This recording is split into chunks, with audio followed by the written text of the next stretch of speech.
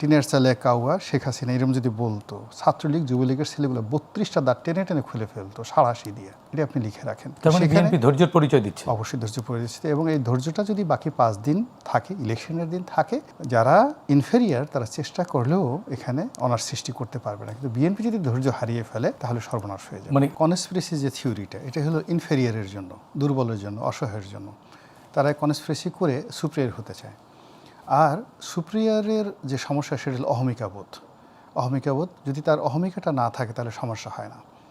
এখন গত 17 মাস ধরে বুকে পাথর চেপে দিয়ে বিএনপি যে ধৈর্য ধারণ করছে টিল টুডে, আজকের দিন পর্যন্ত, এটা আমার কাছে বিস্ময়কর মনে হচ্ছে যে এটা অসম্ভব ব্যাপার। এবং বাকি 5 দিন যদি তারা, আপনার বিশ্বাস হয় না যে বিএনপির চেহারা এমন? না, এত ধৈর্য ধারণ করাটা সে অবিশ্বাসের বিএনপি না, যে কোনো লোকেরই বিপুল সংখ্যাধিক্য থাকলে, ক্ষমতা থাকলে, অর্থ থাকলে ধৈর্য ধারণ করা যায় না।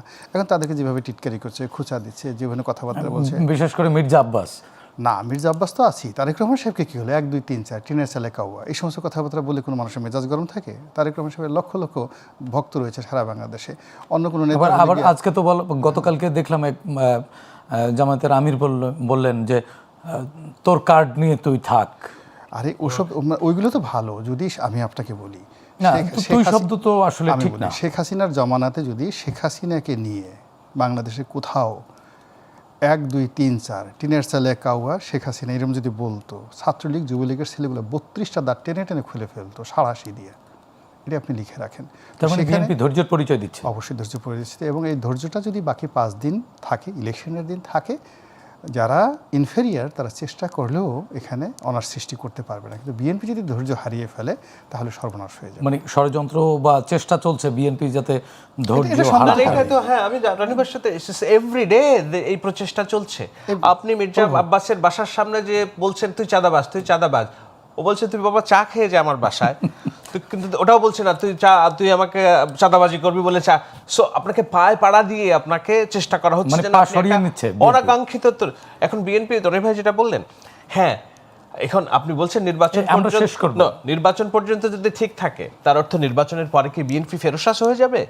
I don't think that would be a good politics. No, এই যে নতুন রাজনীতি, সহনশীলতার রাজনীতির নমুনা আমরা দেখছি, ইট মে প্রিভেইল। আমি এটাই প্রার্থনা করি। ক্ষমতা আসলে ওই যারা আছে তারা কেউ সবাই করতে পালাবে। আওয়ামী লীগ জামানাতে যেভাবে করতে পালিয়েছিল, তখন আর ওই রিভেঞ্জ নেওয়ার কোনো প্রশ্নই আসবে না। বর্তমানে কি গুপ্ত হয়ে যাবে? কোথায় যে যাবে খুঁজেই পাবে না, খালি সারা দিন মসজিদ মন্দিরে। কিন্তু আমরা প্রত্যাশা করি রনি ভাই, কেউ পালাবে না। এই বাংলাদেশের সবাই নাগরিক মর্যাদা নিয়ে এবং নাগরিক অধিকার নিয়ে সবাই বীরদর্পে ঘুরে বেড়াক এবং স্বাধীনভাবে সমালোচনা এবং মত প্রকাশ। সুভাষিস মানে আপনার যে চিন্তা ভাবনা করছেন, এটা বরকত দিক আল্লাহ। জি রনি ভাই, আপনাকে ধন্যবাদ। শাহিদ ভাই আপনাকে।